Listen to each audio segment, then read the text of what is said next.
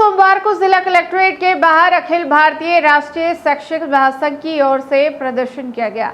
संगठन ने केरल के कासरगोड जिले में एक शिक्षक के निलंबन का विरोध करते हुए प्रधानमंत्री, केरल के राज्यपाल और मुख्यमंत्री के नाम जिला प्रशासन को ज्ञापन सौंपा।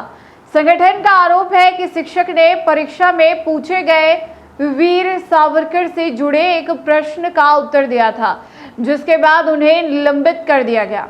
महासंघ ने इसे अलोकतांत्रिक कार्रवाई बताते हुए शिक्षक को तत्काल बहाल करने और पूरे मामले की निष्पक्ष जांच कराने की मांग की है। उदयपुर में सोमवार को जिला कलेक्ट्रेट के बाहर अखिल भारतीय राष्ट्रीय शैक्षिक महासंघ की ओर से प्रदर्शन कर ज्ञापन सौंपा गया। संगठन ने केरल के कासरगोड जिले में शिक्षक गुरु प्रसाद के निलंबन का विरोध किया।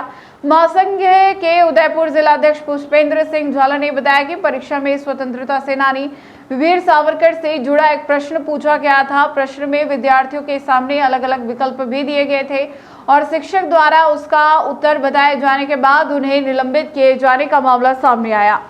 संगठन ने शिक्षक के निलंबन को लेकर आपत्ति जताते हुए कहा, यदि प्रश्न पत्र में किसी तरह की गलती थी या प्रश्न को लेकर कोई विवाद था तो इसकी निष्पक्ष जांच की जानी चाहिए थी। महासंघ ने मांग की कि प्रश्न पत्र तैयार करने से लेकर उसमें विकल्प शामिल किए जाने तक पूरे मामले की जांच की जाए और यदि किसी स्तर पर गलती हुई है तो संबंधित जिम्मेदार व्यक्ति के खिलाफ कार्रवाई की जाए। महासंघ का कहना है कि किसी भी स्वतंत्रता सेनानी के योगदान को लेकर सवाल पूछे जाने पर मात्र शिक्षक के खिलाफ इस तरह की कार्रवाई उचित नहीं है।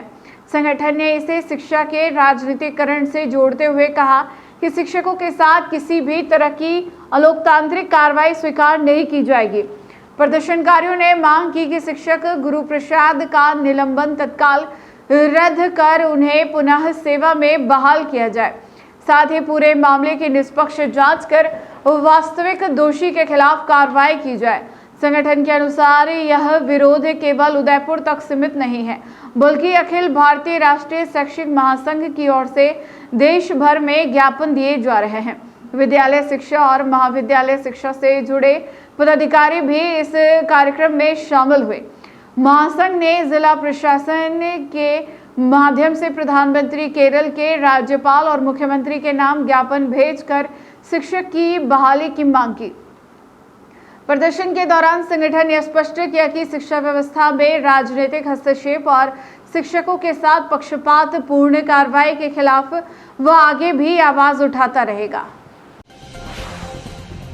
आज किस तरह का ज्ञापन है और क्या मांग है? मैं पुष्पेंद्र सिंह ज्वाला, अखिल भारतीय राष्ट्रीय शैक्षिक महासंघ जिलाध्यक्ष उदयपुर, राजस्थान विद्यालय शिक्षा से हूँ। वर्तमान में देश 80वां स्वतंत्रता दिवस मना रहा है, लेकिन दूसरी तरफ केरल के कासरगोड जिला में एक ऐसी घटना हुई है जहाँ का शिक्षक जो गुरु प्रसाद जी ने एक प्रश्न पूछा था और प्रश्न कुछ अब सद जो भी दिए गए थे, ऑप्शन दिए गए थे, उसमें वीर सावरकर जो कि स्वतंत्रता सेनानी थे और उनके बारे में पूछा गया था कि सबसे ज्यादा समय जो है जेल में कौन रहे, और उसका उत्तर देने पर संबंधित शिक्षक को केरल सरकार ने निलंबित कर दिया है। उसके विरोध में कि उसकी तत्काल उसकी वापस बहाली की जाए शिक्षक महोदय की, और जो निष्पक्ष जांच कि जब भी ये जो प्रश्न पत्र बना उससे लेकर के किसने उसको उसमें अबसद विकल्प दिया था, उन सारी चीजों की बारीकी से जांच करते हुए जो भी दोषी व्यक्ति हो उसके खिलाफ कार्रवाई करे। लेकिन हमारे देश में स्वतंत्रता सेनानियों का इस तरह से अपमान नहीं किया जा सकता है। स्वतंत्रता सेनानी होने के नाते और उसमें प्रश्न पूछने के नाते जिस तरह से शिक्षक के साथ अलोकतांत्रिक तरीके से उनका निलंबन किया गया है, अखिल भारतीय राष्ट्रीय महासंघ राष्ट्रीय स्तर से इसका पुरजोर शब्दों में पूरे भारत भर में उसका विरोध कर रहा है।